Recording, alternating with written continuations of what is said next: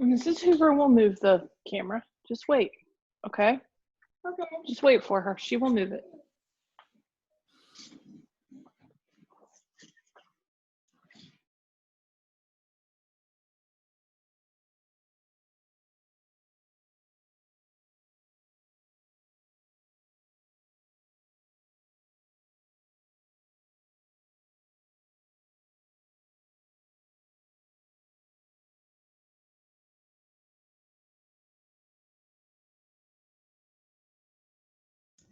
Good morning, everybody. We're going to go ahead and get started. For those of you who don't know me, my name is Dana Saunders. I'm the director of the Students First office here at UNCG, which is one of the advising centers on campus. Our office is in the Division of Student Success, and so one of my divisional responsibilities new this year is coordinating our Advisors Academy and the Coffee and Conversation Roundtable. So if I haven't had a chance to work with you before in that capacity, since that was previously under the purview of Dr. Samantha Rayner, looking forward to having you as part of these events this semester and this year. Thank you so much for taking time out of what I know has been a very busy fall and is gearing up to even be a busier fall as we head into the peak advising and course registration period. I'm really glad to have such a great group for our sort of kickoff coffee and conversation for this semester. A couple of things, if you haven't had a chance yet, please be sure to log in and sort of sign in to log your attendance at today's session. I put a link in the G-chat. I'll send it a couple more times in case you're just signing in with us throughout the day. But that'll give us a chance to log that you were here and make sure that you're updated and sort of on our listserv for future events and also announcements related to advising and registration for our advising community.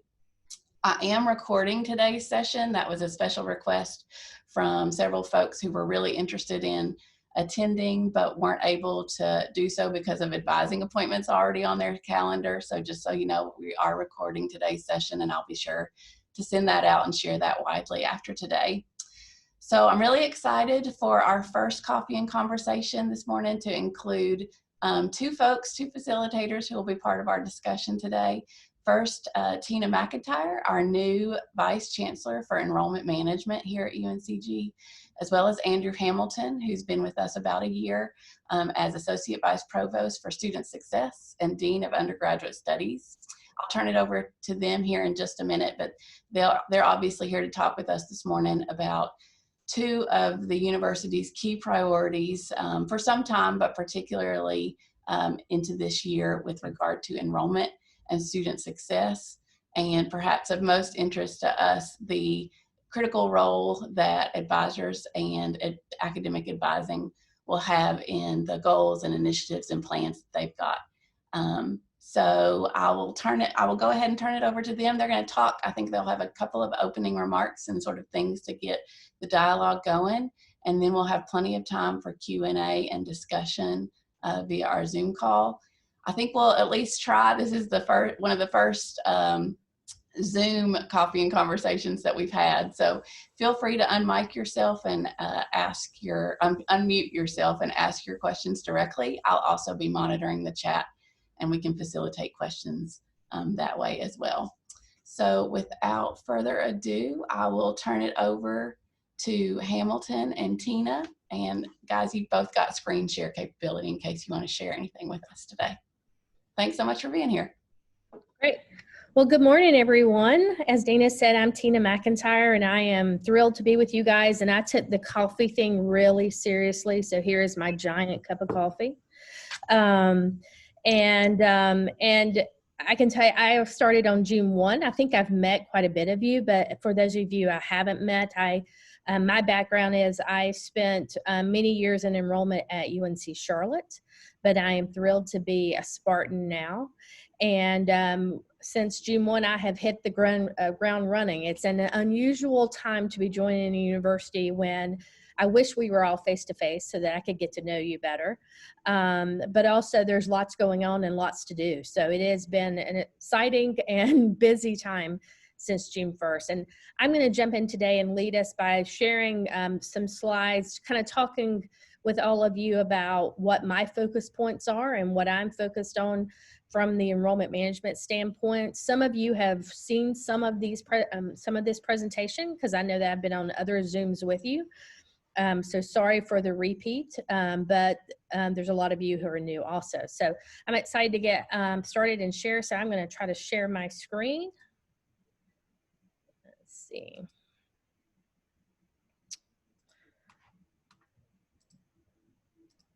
And now, can you guys see my screen well? Yes, great. Okay. So, so we're going to get started and jump right in with a huge image that I have. And I've been really talking a lot about this around campus with the Chancellor's Council and with many other people about the full student enrollment cycle. So one of the things I'm trying to do is kind of break the myth that everyone thinks that enrollment is just about admissions. It's really not. It's about the entire student life cycle. So my work and the work of the Division of Enrollment Management really spans that entire life cycle. So whether I'm talking about recruiting students, really starting in sophomore of their high school year, all the way through admitting them, onboarding them, whether it's, registering for classes or figuring out how to complete your FAFSA or send in verification documents or accept your financial aid award, all the way through to the registrar's office helps with graduation and ordering transcripts and all of that. And then we hope to get students back as graduate students or have them as really engaged alums, being able to donate to the university. So enrollment really expands that entire student life cycle. I joke with people that that gives me a reason to be in everybody's business because it really is that entire life cycle. And so this is a slide I really like to share to really focus on the full scope. Some things that I wanted to talk with you guys about to make sure you're aware of in terms of new admissions, new initiatives and admissions.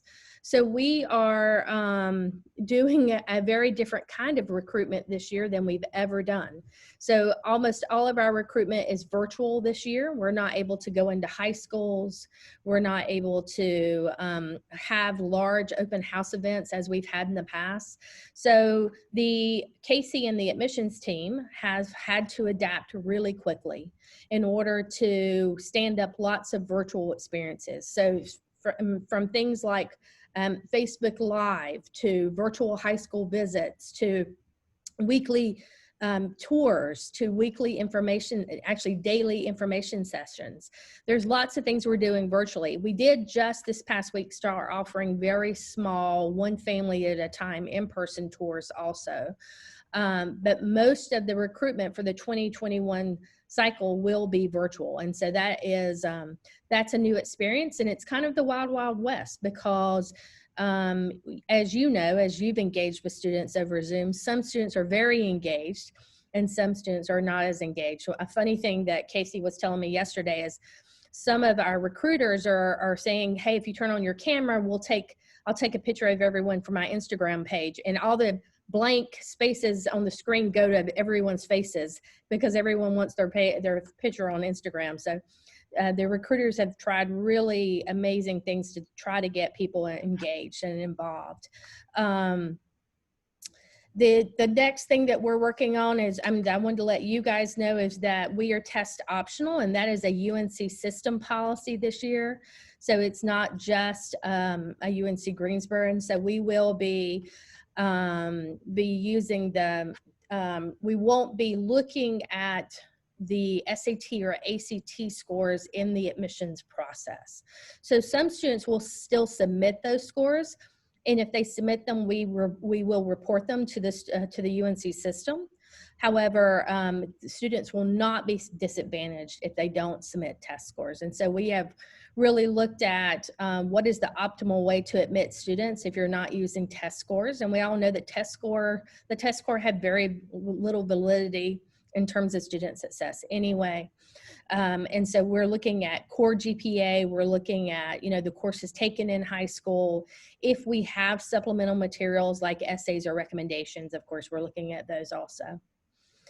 One of the major things that we've done since I've been here, and this is really an idea that I really pushed for from the beginning, is to engage with EAB Enrollment Services. I'm sure all of you are familiar with EAB, the higher education research firm, but they have an extensive enrollment services arm to their organization that really helps universities improve their outreach to students starting in the sophomore year and all the way through the yield process, being able to optimize who you're yielding and how that outreach you're doing. And so we have engaged their services, and we started with them in July, and we're really building better search campaigns, reaching out to students earlier. One of the things that UNC Greensboro wasn't doing extensively that I observed at the very beginning is we were really focusing on late in the junior year and senior year search. So, but we weren't building the pipeline and building the funnel the way we should. And so we weren't reaching out to sophomores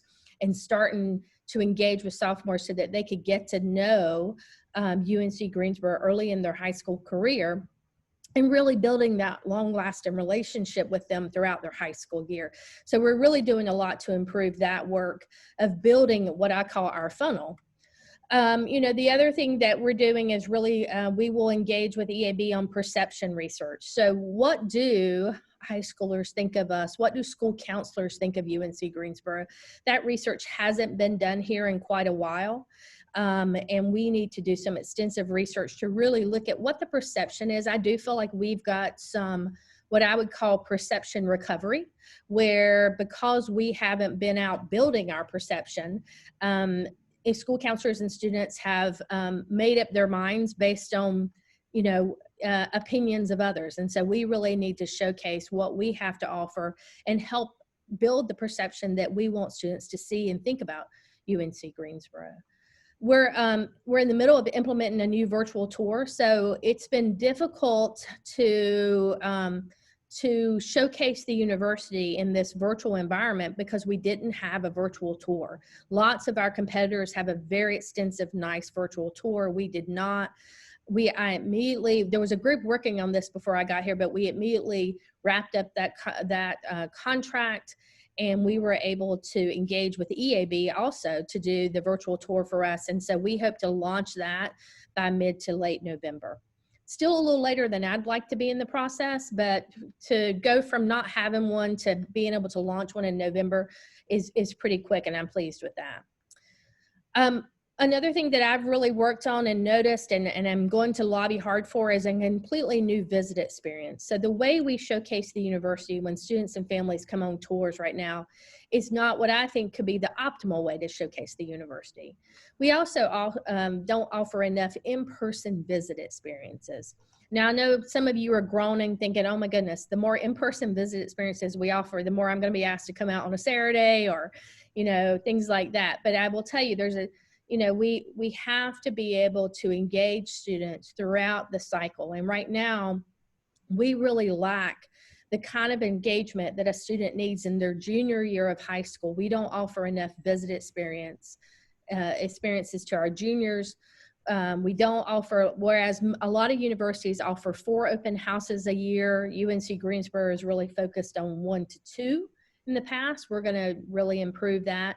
Whereas a lot of universities offer many admitted student days, UNC Greensboro was only engaged in offering 1 or 2. So we have to have more visit experience because, as you know, this campus is gorgeous. If we can get students here and tell them about our programs and showcase the beauty of our campus, then we can encourage students to enroll. It's not a hard sell here. It's a beautiful place. I keep referring so much of our campus looks like a beautiful liberal arts campus, and we really need to be showcasing that to our students. Another major initiative in terms of admissions is I'm hiring an associate vice chancellor. The admissions office will report to the new associate vice chancellor so that while I'm working on enrollment across the life cycle, the new AVC will laser focus on really looking at admissions and enrollment planning in terms of, looking at, we have what's called the looming enrollment crisis in front of us, where in 2025, we really start to see a decline in high school graduates. So we need to be planning for that now. And what does that look like? And then the other thing, sorry about that, I had to move my screen. The other thing that we're really working on is trying to figure out a way to engage faculty in recruitment in a way that faculty feels that it is a good use of their time. And so I've been working with Anthony Chow and talking with him about really ways to figure out ways to engage your faculty in recruitment in a way that is a good use of their time, where they're fully engaged, because as we want to attract more high quality students, we have to have that engagement from faculty. The other thing I'm really focused on, and some of you have seen this, is the business, what I call the business of being a student. So all the things on this screen really talk about, really center around what I call the business of being a student. And this is, these are the things that I think should never trip up students, but most often do trip up students. So students have trouble figuring out how to navigate the financial aid process. They have trouble turning in their immunization documents. They have outstanding balances, and so they get registration holds. And you see that in the work that you do every day. And so these are the things that often that are so complicated at universities, that the students spend more time on the business of being a student than they do on their academics in the classroom. And so what my goal is to streamline and make the business of being a student so much easier than it is now. And a lot of things you guys have, UNC Greensboro has already worked on, but there are other things outstanding that we still need to focus on. I think we have a lot of registration holds. Why do we have so many registration holds? Looking at things like that are really critical. And so I'm bringing a group together called the Student Enrollment Processes Committee, and we actually kick off our meeting today. And we're going to be focusing on streamlining these processes and making them better for our student. And that's not a one-time meeting. This is an ongoing committee that will meet regularly. Dana is on this committee, and we're going to really engage and try to really streamline some of the processes so that students can spend their time on their academics and their research and not being tripped up on the business of being a student. One of the things we're working on also is a virtual one-stop. So it will be a virtual website where everything about the business of being a student is included on that website. So whether right now our students bounce from one website to another to figure out about financial aid, how to register, what is their billing. But from a student point of view, they see financial aid and billing as one, and it's the same thing for them. And so we're really trying to at least collapse that information virtually so that students can find out all the answers to their questions in one place. So I've already covered a lot of this. These are my focus points. What I wanted to point out too is I really want us to work towards holistic wraparound services. And what I mean by that is we don't have a physical one-stop at this university, but we are creating a virtual website, but one-stop website. But we're also looking at, should we implement a student services call center? Because what I want is when a student calls the university and has a question, we can provide them with wraparound services so that every interaction we have with a student is about progression. So that when a student calls and says, I want to withdraw from a course, we know that that's just not one answer to one question.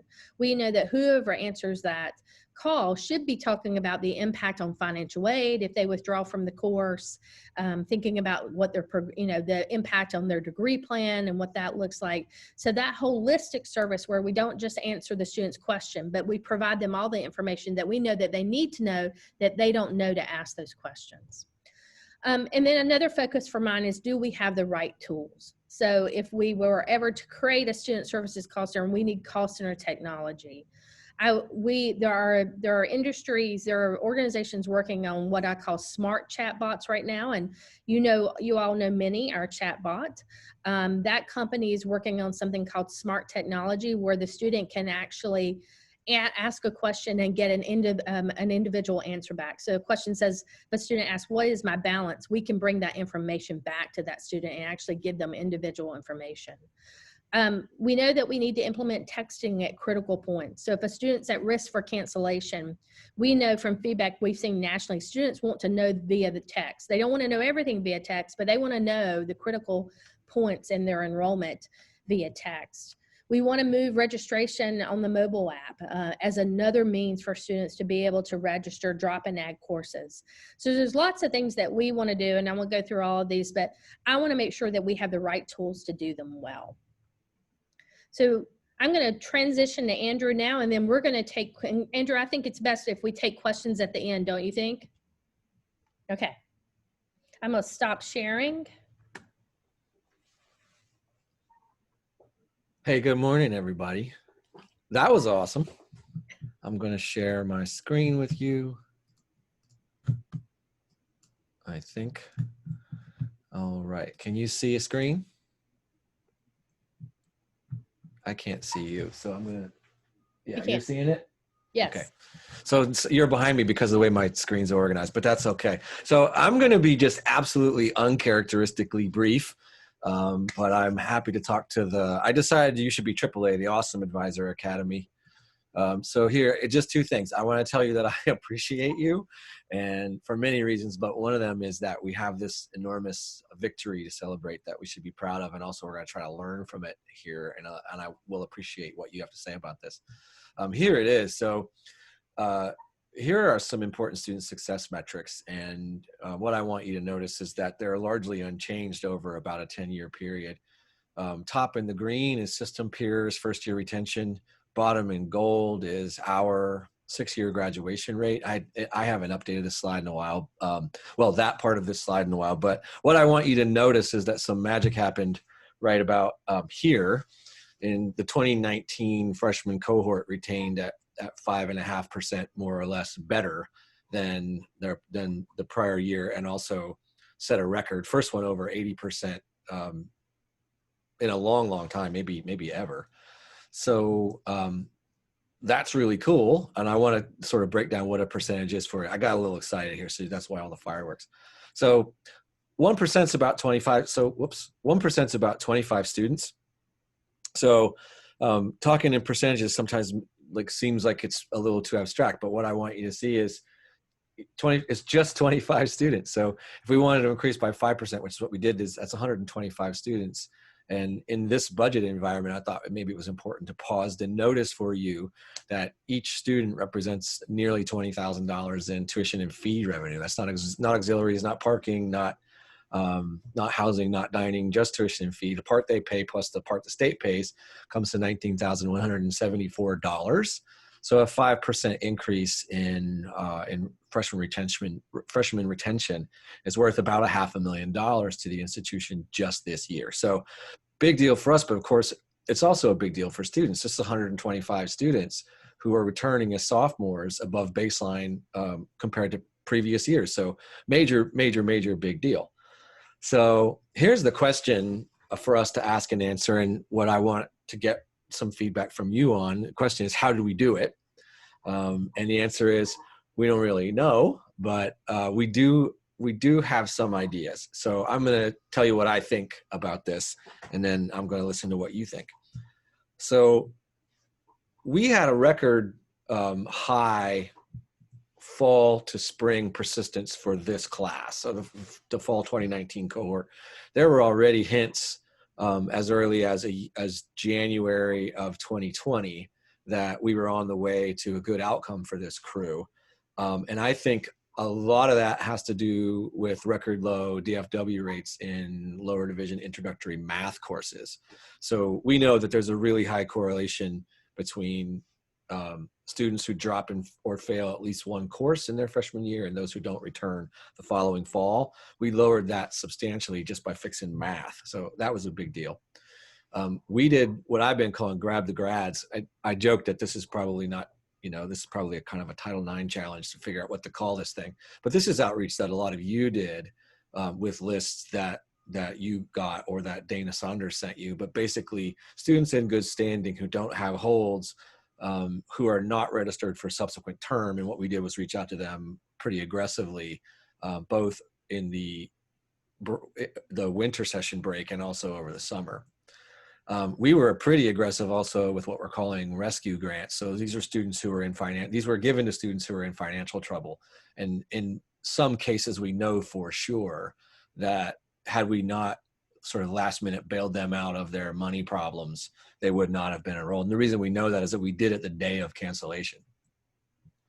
The academic relief package did some work for us here. I think especially the withdrawal policy.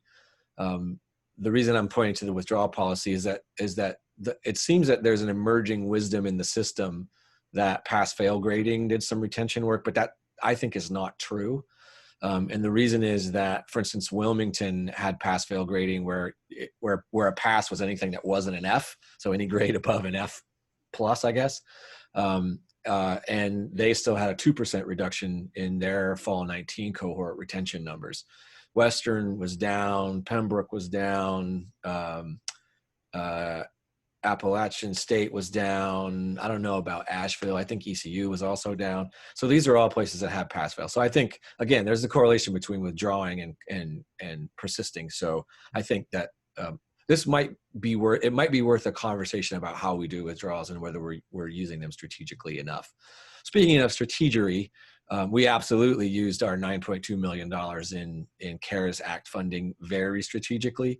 One of the things we did, for instance, was that we reached out to students that dropped by WE, opted for the WE grade in at least one spring 2020 course, and encouraged them with some CARES Act funding to replace that course they dropped with with a summer course. And they got a little grant, and 56% of them did that. So that was a lot more students doing coursework than would have otherwise, we think. I think our flexibility with the schedule with the current term did a lot for us. Here's why I think that. We had about a 30% decrease in residential living, but only about a 2% decrease in on-campus living. In enrollment. So one of the reasons I think is that we made it possible for students to be students but not have to be on campus all the time, and a lot of them were concerned about being here and how much they were going to be here. So we worked really hard to get hybrid schedules and hybrid meeting patterns into the official schedule. There was a portal that you all worked on. We're not doing that again for spring term, by the way, but something like 800 students requested all online schedules through the portal, and a really high proportion of them were accommodated. So here's the good news. These are all things that we can continue or do better. We're not going to have another $9 million to hand out in CARES Act funding, but we can strategically use our financial resources to do very good things. Okay, so I was going to say some other things, but I'm going to stop right there just to hear what you have to say and about what I told you and what Tina told you. So thank you. Andrew? Who said that? Oh, it's Wade. Hey, Wade. So I love the slides. I didn't see navigate listed as a reason for retention. And I want to bring that up for a particular reason. As you know, the APRC is looking at the calendar, and I know there's a strong, my guy on the committee tells me there's a strong push to not have that Monday used for that purpose. And I was wondering, is navigate helping with retention? And if it is, we need to get that communicated to that committee so they don't eliminate Monday to put science labs there. Yeah, thanks, Wade. I appreciate that. Yes, there's, I think, no question that Navigate is a major retention tool for us. I didn't just talk about it because it's something we do every year, not something that we did differently for the fall 19 cohort. I think I have some solutions to scheduling challenges around labs. I've been saying this out loud for a while. I taught a giant biology lab at Arizona State years ago. We had this problem. And basically what we did was we started lab courses on Monday and everything else on Tuesday, and that worked out just fine. So students who were in a course that was a lab course were communicated to by their instructors that said, we'll see you on Monday, if the lab met on Monday. And no problem. The graduate school there started on Monday because for similar reasons, and that worked out too. So yes, Wade, all of those things we were already doing, all of the high touch advising, all of the course structuring, all of the, amazing work that we have done to get the results we already get. I didn't say anything about the fact that there's no race-based performance gap. Right. That's remarkable. So, and the reason is, well, you know, that's not new this year. What was new this year was this big bump we got and the things that we did, that you all did in order to drive it.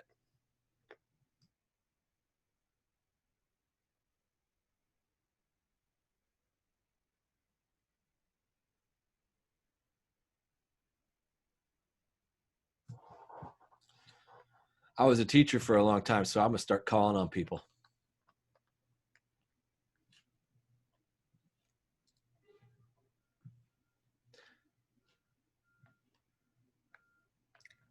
No one's had enough coffee yet. I think that's the Yeah. issue. Well, let's try this. So you just heard from me and Tina. Tina talked about some strategies that we will be employing to drive yield. I said some things about how I think we got to this record retention number for freshmen. What do you think about the story I just told you? Because we are still kind of sorting through the data, but does it strike you as something like correct? Are there things that you did that I didn't mention that you think that contributed to that outcome? Are there things that we didn't do that were clearly needed? I mean, this is sort of your chance to get your thoughts built into our overall strategy for retaining students.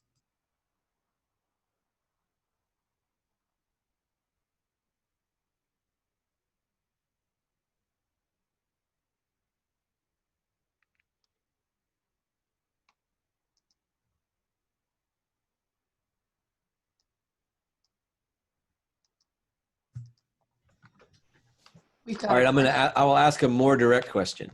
So Adam Landers, sorry.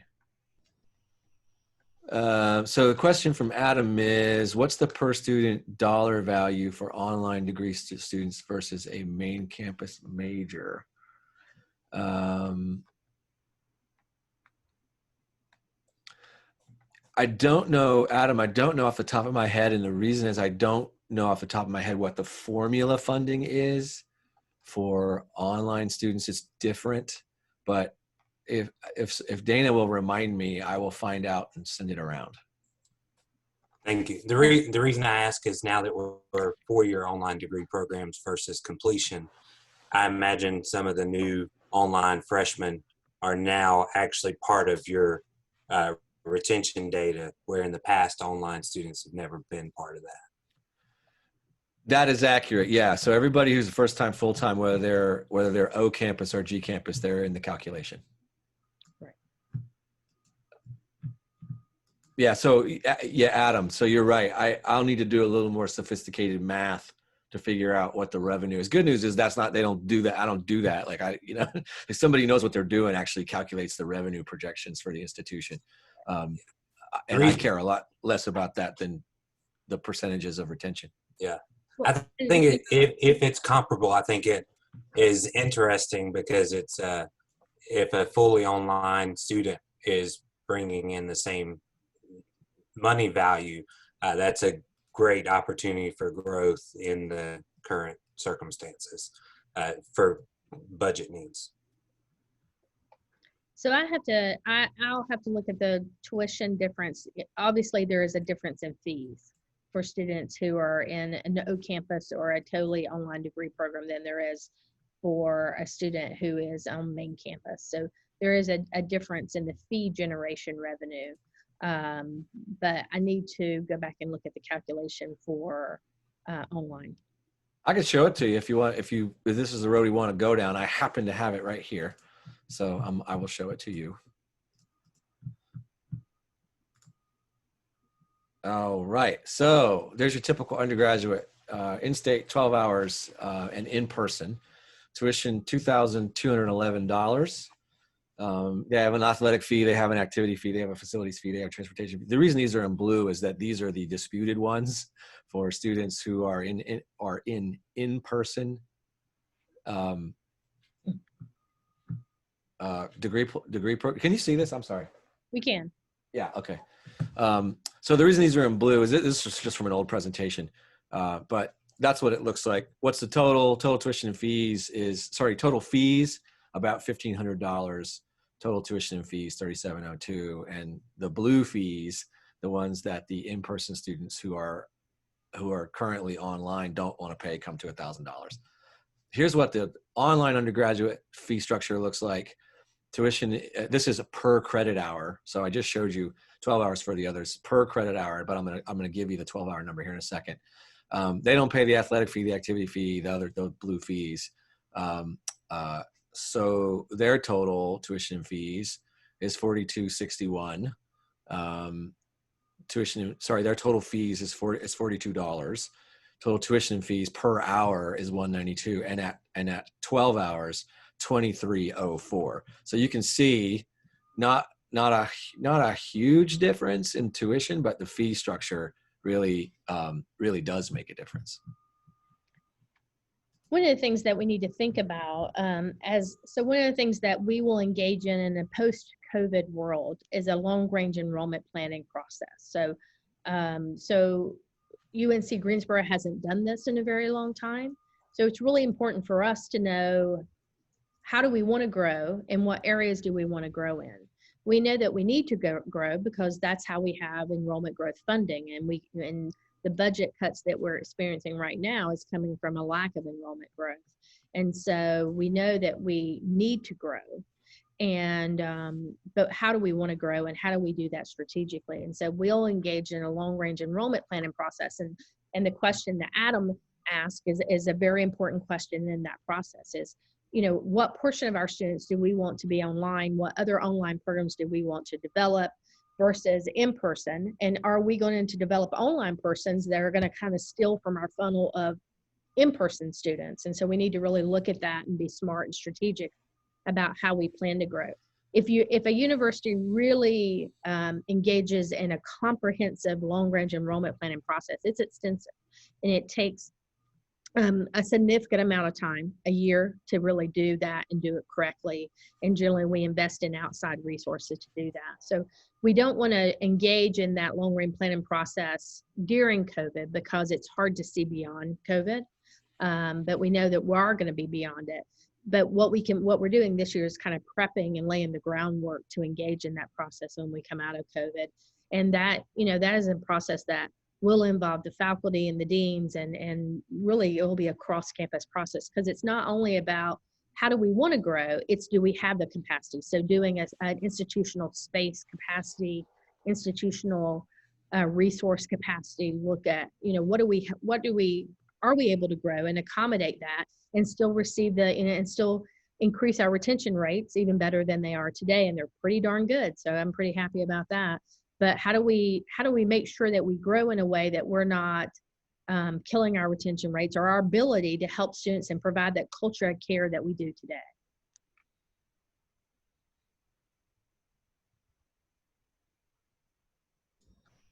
Tina, I know in your comments, you talked a lot about, I think the focus right now is really on rethinking our admission and recruitment strategies.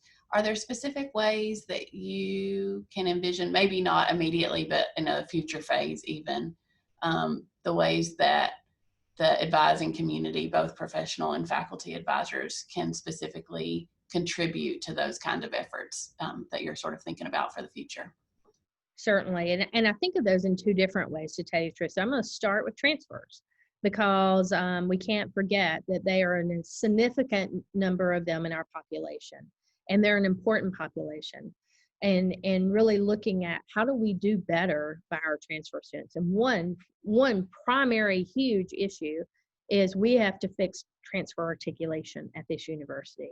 So in order to making sure on the freshman side that we equate students' AP scores in a timely manner and not the way we're doing them now.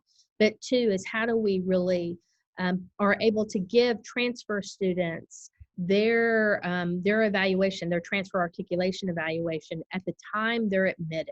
Right now it happens months after they're admitted.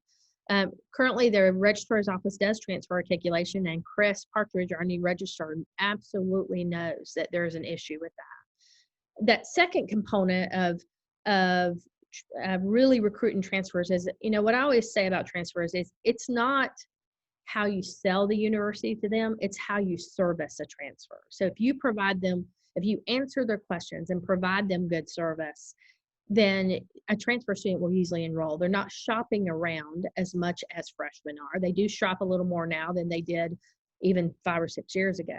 But it's really what kind of service can we give them? And I look at it as educating the consumer. So I want a transfer student to know up front in the admissions process, here's the credit I'm bringing in. Here's how it's going to be evaluated. Here's how it meets general education requirements. I want them to know that at the time of admission. And I know that can be done. We did it at my prior institution.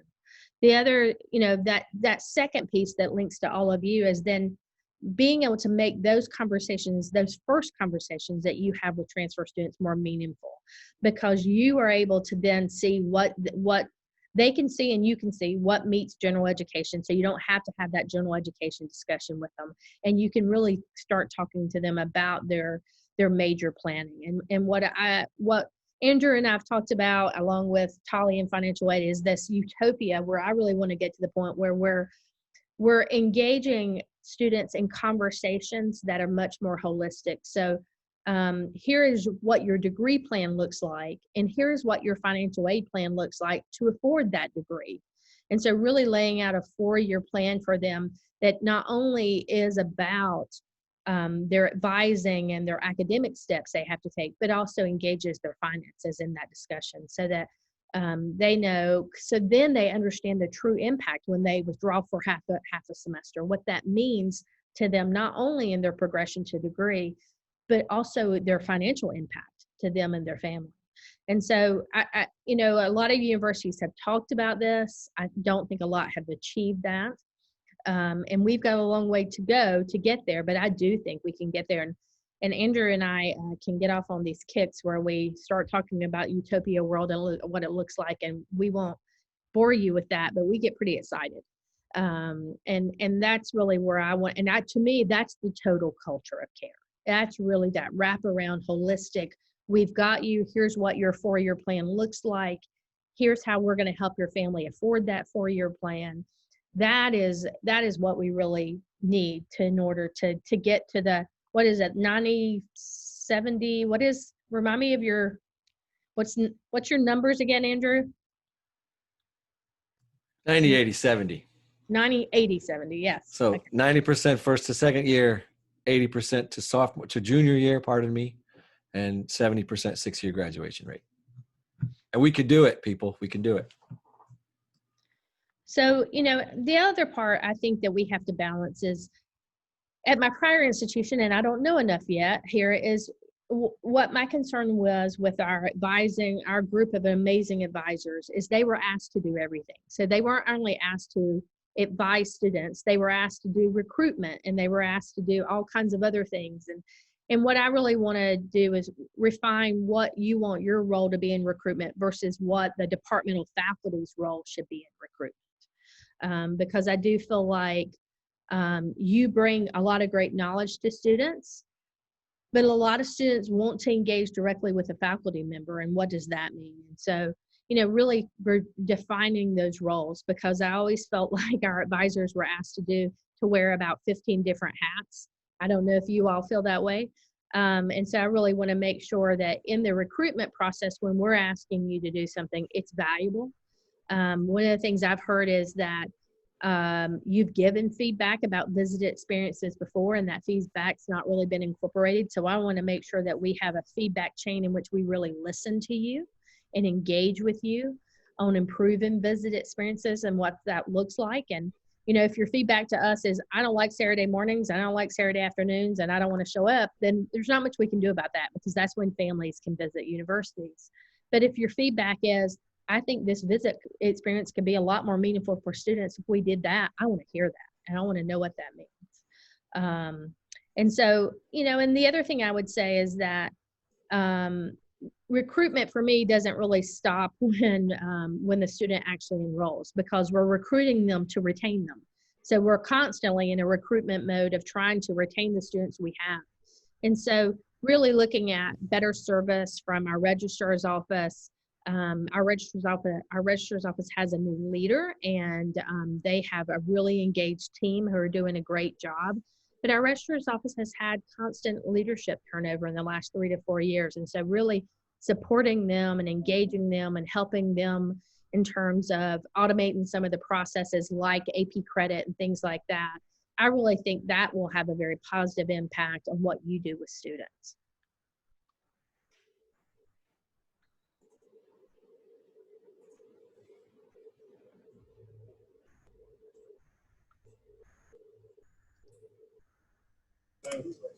Hey, Tina. So as somebody from the registrar's office, this might be a little self-serving, but I'm curious, as you're thinking about this call center and kind of centralizing some of these business processes for the ease of students, are you imagining advisors learning more of those details of the business process side, or business process side administrators learning more of the advising piece, or some combination of both? I guess sort of which offices, which areas will be involved in that? So I'll tell you that one is, I think that Andrew and I are both in agreement that student success and enrollment has to work very closely together. And so I see all of that embedded somehow, that yes, advisors may learn more, but the student service side of the house also may learn some things in advising, but yet the role of advising, I really want to protect and retain with advisors. But, you know, what I envision is what I have heard from a lot of people since I've gotten here is the need for a student services call center, not necessarily a physical one-stop, but a call center where students can call in and get lots of questions answered, whether that's registration or billing or how to get a transcript, or how do I send in my verification documents, how do I accept my financial aid award. And so I'm thinking of a student services call center or more along those lines. I will tell you that is not an inexpensive endeavor. It takes quite a lot of resources, and I've already done it at my previous institution, so I know what an investment it takes to create a student services call center where people are really cross-trained in many different areas. At Charlotte, when we did this, that's a 10-week training program for every single person we hire. That takes that long to train students, to train call representatives across the spectrum. It also really is a new methodology for higher ed, because higher ed's not used to something what I call as a contact center. So there is a science to contact center management that higher ed is not accustomed to. And it was a huge culture shift when we did it at Charlotte, and I'm not even sure we need to do that here. That's one of the things we'll be studying and looking at. But if we do that, the timing is really critical, because you certainly can't open a student services call center and understaff that call center. And I will tell you, when you open one, they will come. Students will, if the students get great service, they'll come again and again and call in again and again. And so you have to make sure you staff appropriately for that, and that's an expensive endeavor. And so that is not something that we can do during the middle of the budget cuts. It's something that we do when we can improve enrollment and we have enrollment funding. That's a great opportunity to really be able to improve our services through that consolidated student service model. Maria, I hope I answered your question. Yeah, it does. And it's funny, I mean, this fall has been totally different. So even though my duties do not involve frontline staff, I've been on our front desk a lot. And the phone calls are often, yeah, how do I order my transcript? I think I talk about getmytranscript.com, 10 times a day. But then there is the random question of, like, I think the withdrawal is a great example of, you have to dig. And so having a background in advising, I know how helpful that is, and knowing the resources on campus as well, and knowing which offices are going to be most helpful in picking up and all that stuff. So yeah, I was just curious. Well, and when we did this huge initiative at Charlotte, we opened a physical, virtual, and phone center. So a physical one-stop, virtual, and what a lot of people thought we were doing was just standing up a front desk and putting some people at it. And that is completely different. It is a whole new methodology, contact center management is. And it really is training across the spectrum so that when a student calls in, they don't have to be transferred. and that you're able, that a student services representative is to able to answer their questions in a much more holistic manner. So almost never was it just one question. A student called in with one question, but if you were able to engage them in the conversation, it was multiple questions across, several different, what we call siloed offices right now.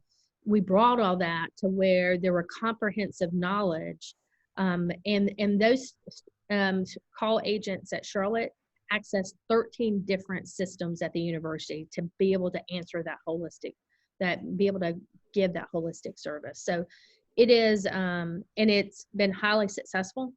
And it's funny, just yesterday, someone sent me something from my prior institution where a family had said, how do you know all the answers to my questions when I call in? And I was like, okay, whew. All the investment we made, and I've seen that time and time again, is that families are so thankful that they have one place to go for all their questions. But guess what? Once you do it well, they come back to you again and again and again. And so making sure that we get the resources correct, because the volume will be more than we ever expect it to be. So Tina, this sounds fabulous, this call center for students. But one of the things that I'm facing now is where do we send students? When we have a student who's caught and stuck, and I know both you and Andrew have heard from me directly sometimes, but it's very difficult to know which office to go to, and the handoffs are big problems. We have more offices, and with your roles being kind of separated, where before they were embodied in the same person, we get a lot of, we send students here and then they get bounced somewhere else. And I often feel I'm playing this game of just going to the lower level people until I get told enough times that I can get to somebody who can understand that there's an institutional gap and this student is stuck. And if we want to retain them, we have to do something. And I'm wondering what you guys can do structurally to help us do these handoffs. When we have a case, we don't know how to solve it and we don't know where to take it. Is there a central place we could go to and say, this is the person that can, redirect it where it needs to go? Yeah, send them to Tina. And that's what I hate doing. I hate bothering you guys because I know you're busy saving the world. Well, and I will tell you, I think, so I'm really actually happy to hear you say that, because what I assume from looking at the structure here, but I'm here in the time of COVID where I don't even see students hardly, and certainly don't engage face-to-face. So I don't see some of these difficulties that you're having are very hidden to me right now. But I assume by looking at the structure here that we have what I call the ping pong effect, where we ping pong students all over campus, where we tell them, oh, go here for this. And then the office goes, well, I don't do that. And then go here for this. And the reason why I assumed we had that is when I first got here, I did not have an executive assistant. So I was calling around to find out where I get keys and where I get all these things. And I got a lot of the ping pong effect as a new employee. And so, I think that really, and you're right, email ping pong is probably what they're facing now for sure. And so we do have to fix that. Now, our answer at my previous institution was a student services center that we opened that answered all those questions.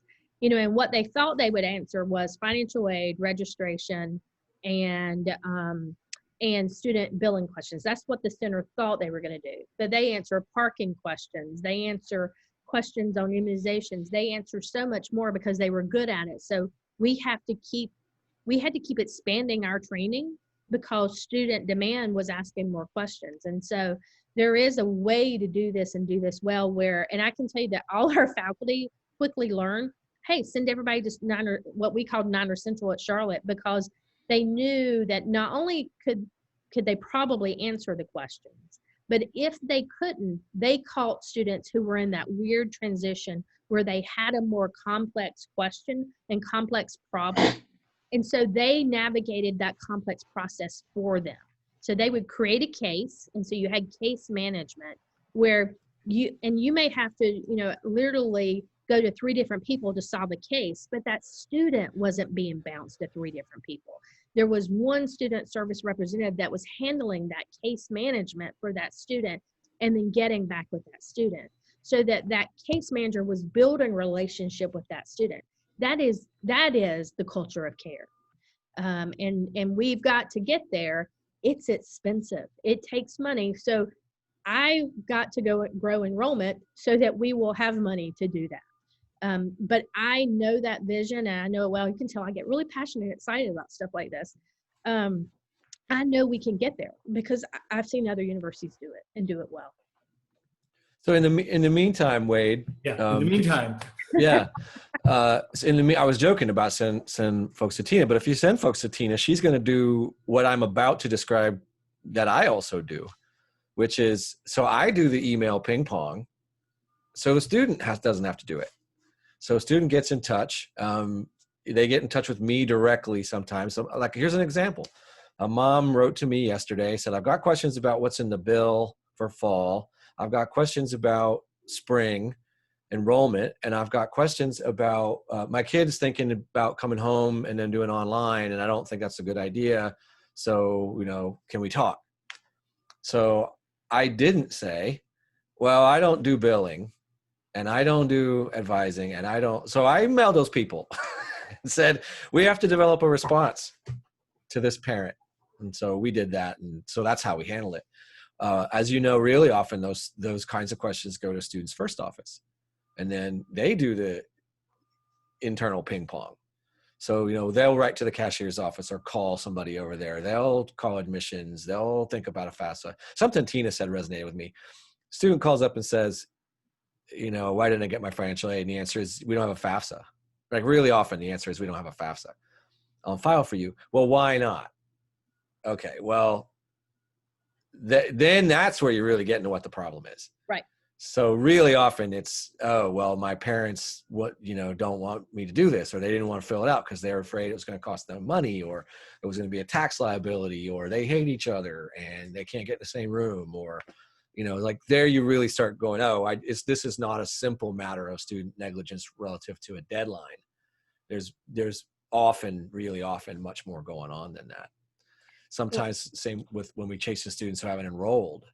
So their money's intact, in order, and they don't have a hold, but they haven't enrolled. Well, why not? Oh, well, there's an apartment lease thing that hasn't resolved, or there's a course that they want but couldn't get, or 100 other things. And these are things that we have a lot more flexibility than students imagine.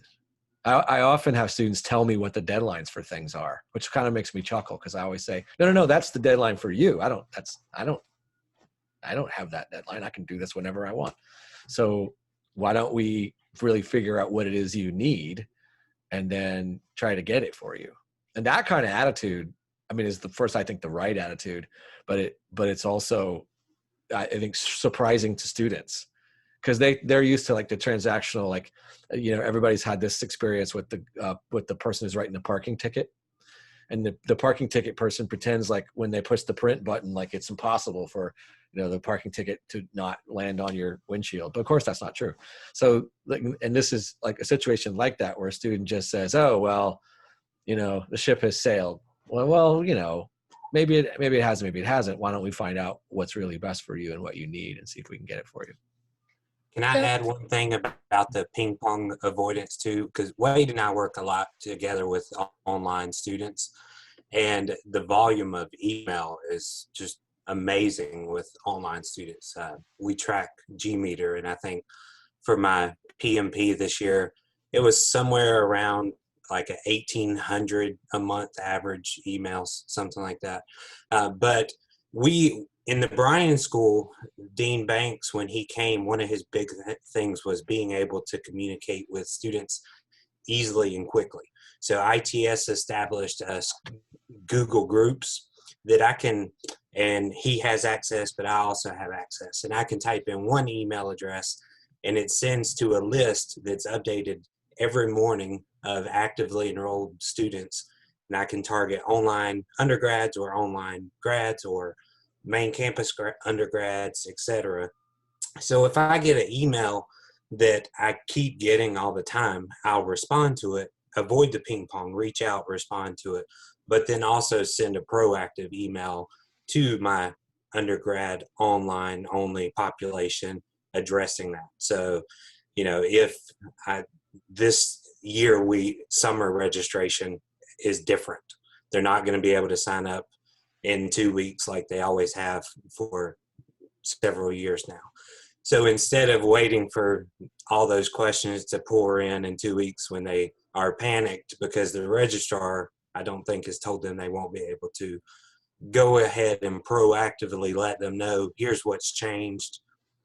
I've got this question from other people. I just want you to know, don't worry when you try to enroll for your classes to graduate in 2 weeks that you can't, because you're expecting to be able to. Just know they're coming.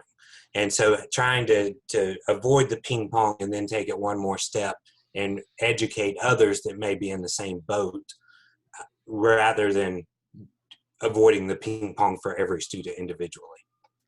Adam, I think that's a really great point. And you know, I think what Andrew and I've been talking a lot about is triage. How do you triage, just like in healthcare when they do triage, how do you use that triage approach in you know, enrollment and in advising and student success? I think what you're talking about is that next step is how do we, and triage is often reactive, so that students are already in a situation, and how do you triage and get them out of that situation? But there is a proactive component to triage also, and that's exactly what you're hitting on, and that's an excellent point, is how do we engage students in a process in which we can teach them, but they'll hear it. So we know online students probably read their emails maybe more than we know that our main campus students. So we know that a lot of students we send emails and they don't read them. So in what ways can we engage students in which we're able to reach them with this proactive information? And I think what universities often do is they find one way to do it, and they don't figure out multiple ways to do it, so that students, one, aren't overloaded, but they're getting those important touch points multiple times in multiple areas as reminders. So, you know, what you don't want to do is turn on texting and everybody at the university use it, because then they're going to stop paying attention to their texting. They're also going to kill us if we text them that many times. But how do you use our mobile app and texting and social media and email in a strategy to give some of this proactive communication? So it sounds like in the Bryan School of Business, you guys have developed a great way to work with your population, and it especially is useful with the online population. It'd be great to test that to see if it works with other students who may not read their email at the same rate. And so I do feel like you point out a really good thing, is that we've got to not only figure out a way to help students who are in a reactive situation, but how to proactively engage them. And a lot of that is helping with them with degree planning and financial planning ahead of time, so that they kind of see their 4-year plan and they're not just always reacting to what do I take next semester. So that's a component, but great point, Adam. Yeah. And I think utilizing Starfish's underutilization is a real opportunity for us. Because even other online programs I know don't utilize it to the extent that we do. And there's got to be the analytics aspect of Starfish, that if the degree and graduation planning is really valuable, then we should be able to pull a report where has that student been flagged that their advisors could done the degree plan or the graduation plan. And if they've not, or if they have, they get one communication. If their advisor hasn't, then they get a different one, because there's Dana can tell you exactly, but there's 25 different things that I can check when I meet with the student.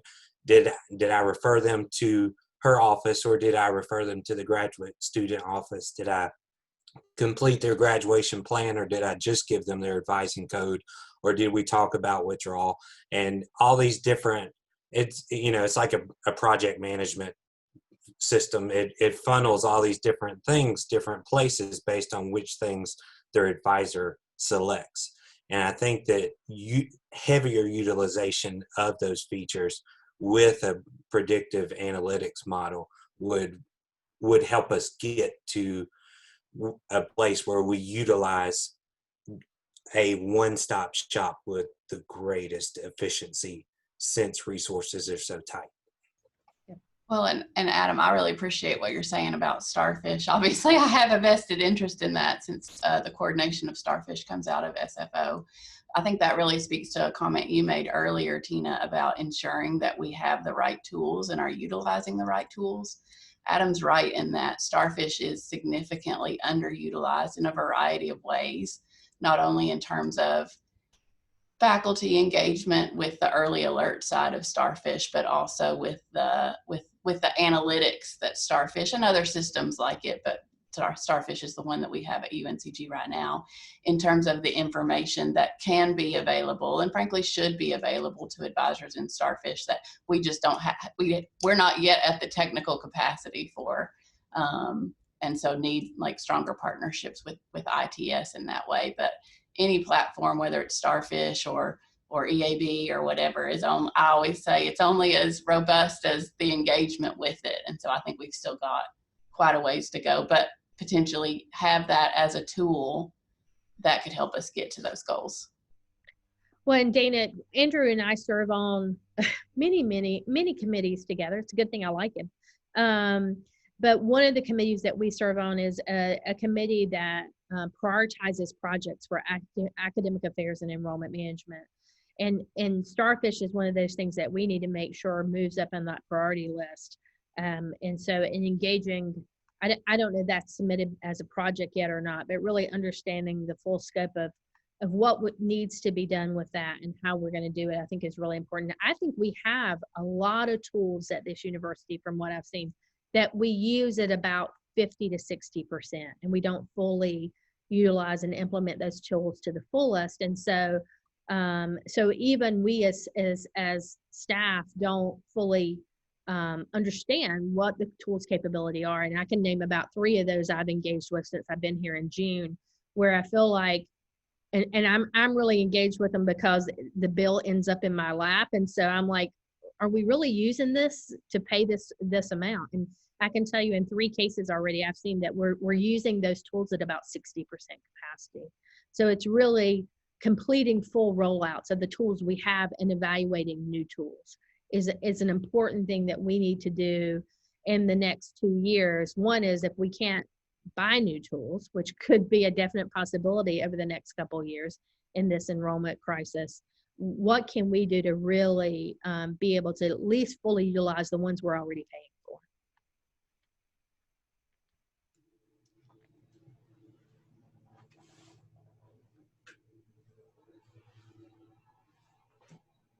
I think that's exactly right, Tina. But we don't have to work, and I know you know this, on a 2 or 3 or 5 year timeline.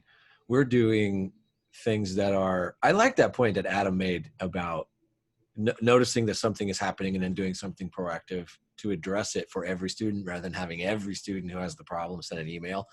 Here's an example where we didn't wait. That request an all online schedule portal was really successful. And it speaks directly to a few things that we've been talking about. So that avoided the ping pong, because what was going on is that students were having to go to individual faculty members and say, I'm enrolled in your in-person course, but I'm planning to be all online because I don't, I'm concerned about COVID. So how can we do that? And we were hearing from faculty, like, can I do this for this student? Or they'd talk to their department head, and the department head would talk to the dean, and the dean would talk to me.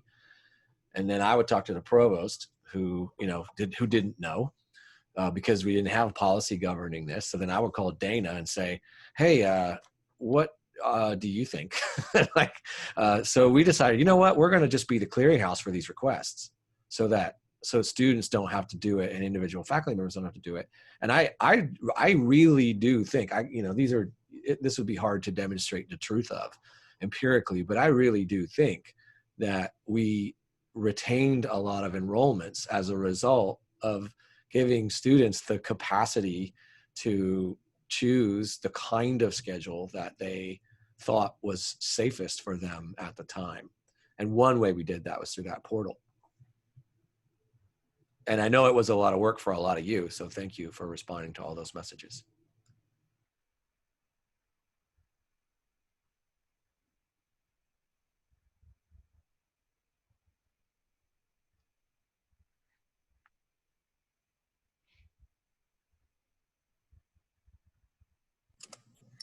So I had a question on a slightly different topic, still related to retention.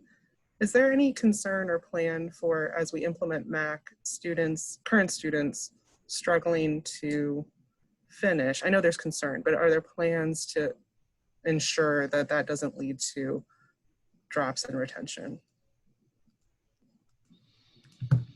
Say a little bit more about that, about the relationship between I think there's always a concern amongst students when they don't see that background of all the work being put in to make sure that they'll still be able to meet all their graduation requirements as the new curriculum comes out, to ensure that they don't feel like they'll be left out because they can't get a writing intensive course or something. Got it. Well, look, yeah, I mean, it's a great question. Right now, what's going to happen in the fall, I know there's a lot of concern about this, and I'm hearing it from sort of multiple groups. But basically what we're doing in the fall is we're offering the old curriculum with a veneer of the new curriculum on it. We have exactly the same number of seats and courses, other things being equal. So it's what we've done is crosswalk the new curriculum with the old curriculum. It turned out that the old curriculum offered north of 45,000 seats in lower division courses that we crosswalk to the new curriculum is entirely or nearly entirely lower division. So essentially it's the same courses with the same instructors in the same classrooms with the same books and the same tests, but with a different nomenclature laid over the top for what counts for what. That's phase one. Phase two is the development of new courses, which is happening now, but will happen more robustly over the space of the next year or so. And then, there are other phases of development because the curriculum is meant to actually be a 4-year curriculum. So we will find ways to have those foundational competencies deepened and broadened in the upper division requirements that students do to complete their majors. But again, that's 3 years from now. So right now, I think the fact that we've laid a new veneer over the old curriculum will essentially be invisible to current students. That in a year from now or 2 years from now, when some of the students who are currently in the pipeline are looking for a course, we might have to help them a little bit understand how the new tags relate to the old tags. But my perspective on this, and it was true of the former provost Dana Dunn, and it's true of the current provost as well, is this: flexibility is the name of the game, right? So what we are not going to do is erect a barrier for a student to graduate because they can't get a course. If we can't give them the course, we waive the requirement, or we substitute the requirement for another requirement. Like, it's crazy to build a situation where students have to struggle to succeed and then say it's their fault because they should have taken that class when they were sophomores, right? And that's the kind of stuff that goes on at universities all over the country. But we're not going to do that. So if you get a student who's in a jam because they can't meet a requirement because we've shifted the curriculum, you just let me know. And I'm just going to disappear that problem as quickly and effectively and efficiently as I can, because that's just not, it's not fair. It's a waste of time. It's dumb. It's counterproductive. It makes alums who have a sort of, a little dark spot in their hearts where they ought to have, butterflies for us and cherries and glowing whatever. So, we can make this really easy just by being flexible and empathetic and sensible. And that's what we're going to do. In the meantime, let me say this about the new curriculum. I'm excited about it. I think we have the makings of a curriculum that is of such good quality and will resonate so well with high school students who are thinking about college that we can recruit students to our institution on the strength of our general education curriculum. Because it's a competency based, we have a lot of latitude in what we offer, how we brand it, what we call it. So instead of telling students you have to take 2 classes in English, 2 classes in history, 2 classes in political science, the kind of thing that happens all over the country, we can say things like, you're going to get thinking skills and career skills. You can build a pathway through your general education curriculum that does things that you need to do. Do you care about the built environment and sustainability? You can satisfy some of your gen ed requirements with courses that address those topics and do it in a concerted way. So I'm excited about the Gen Ed and what it's going to mean for retention. One more thing about that. So you probably are aware there's a new requirement for a foundations course. And I'm excited because our FYE is good, but it can be a lot better. Our first year experience is critical because of the kind of students we have. And that team has done just a great job.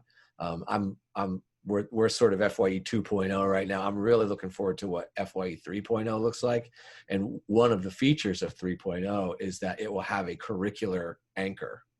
Because of that Spartan Foundations course, I have a 3-hour course that's about the transition from high school to college, about the transition from freshman year to sophomore year in college, right? About how do we make sure students know the kinds of things we've just been talking about they need to know in order to be successful? Well, we're going to see them 3 times a week for 15 weeks, and we're going to make sure they don't leave without knowing those things. And I'm really excited about having that as an anchor for all of the other co-curricular and extracurricular pieces of the first year experience. I'll just mention too, I know that the advising community in general right now is kind of in a holding pattern as we await more details about MAC, and the MAC implementation committee is really hard at work sort of figuring out those nuts and bolts. And so we're working on scheduling a coffee and conversation specific to Minerva's academic curriculum, either at the very end of this term or early next term, probably both. So stay tuned for that. Thanks, Dana. In the meantime, you can go to the MAC website, mac.uncg.edu, and look at the courses and their crosswalks. So if you want to know like which courses in your units are crosswalked to which of the 11 competencies, you can go there, find that. It's searchable. You can see how many seats are going to be offered in each competency. You know, we try to do a comprehensive job making sure folks can get the information they need. And if you look there and you can't find what you need, you can always send an email to me or Joy Bulls, and we will make sure you get your questions answered. Yeah, Gen Ed is just a huge opportunity for us to do cool stuff. It's way less complicated. It makes, I think, will make a lot more sense to students. It's important to me that students know why they are in general education. It is the thing that we have decided is the beating heart of their curriculum. Every student has to take it, and the reason is we decided that's the stuff that's critically important. So I'm excited about creating ways for students to see the importance of that and have that resonate with them. Instead of just, these are the courses they make me take in addition to my major.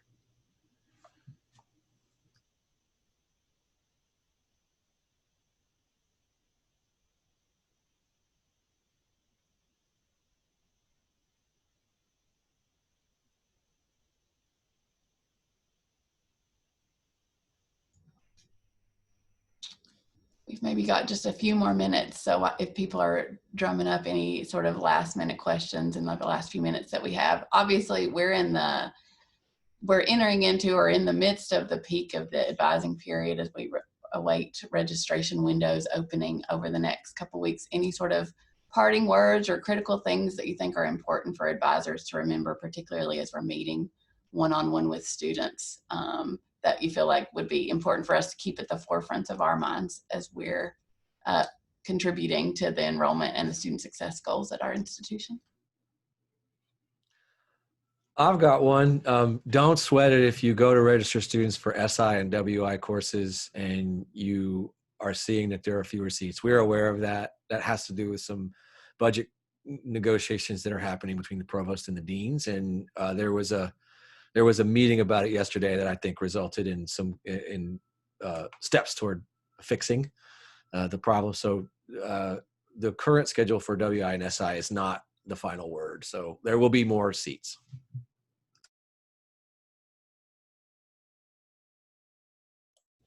I think one of the things that I want to make sure that I communicate to everyone is there's no bad information to share with Andrew or I right now.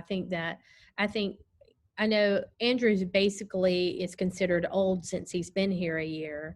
I'm new because I just got here. I wonder how long I can play the newbie card. But But sharing information for us right now is really valuable as we're trying to get to, especially me trying to get my landscape of the university, trying to figure out, enrollment management has had an interim enrollment manager for a year and a half. Enrollment management is now a new division, and it's a vice chancellor role. And so I am trying to really create the foundation for the division, but also try to figure out what are the issues.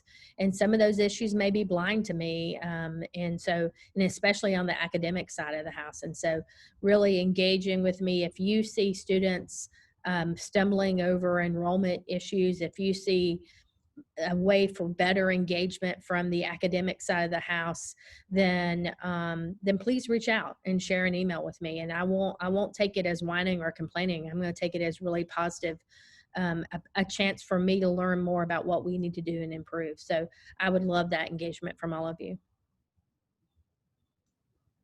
Yeah, and definitely send a message. Don't feel like you can't send a message to somebody just because they've got a vice something title, right? Or a dean title. I mean, we're just going to we're going to get it fixed as best we can. And then we're going to become aware of challenges. I'll give you a quick example. I know we're running out of time, but Gail from the Bryan School of Business and Economics has been dealing with this transfer student who's asking for things that she would have gotten had she done her associate's degree in North Carolina, but she didn't. So there's a concern here that this looks like she's getting jerked around because she kind of is getting jerked around because she did her associate's degree out of state. And so because we're not obliged to give her the same treatment, she's not getting the same treatment. So, and probably in that case, there's not a lot we can do about it because the relevant people reviewed it and said no. But ought we to change our policy such that students with associate degrees get treated the same no matter what state they come from? Well, or our practices or our behaviors, or there's a real conversation to be had there. So that kind of thing, and I wouldn't have known about that or how that student was responding to it had Gail not brought it to my attention. So thanks, Gail.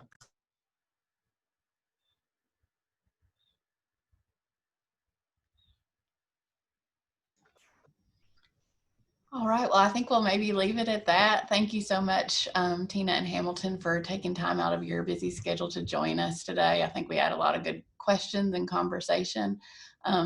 For all of the advisors on the call, I'll just say thanks again for taking time out of your very busy schedule. I know time is of short supply during our peak advising season. So I'll do a plug for just remember that we've got another coffee and conversation coming up in a couple weeks. Regarding updates and sort of practical discussion about supporting students in crisis and with mental health challenges. I know that's been something that's been particularly tricky as we're operating in the virtual environment. So we'll look forward to talking more about that in a couple of weeks. Stay tuned. Thanks so much, everybody.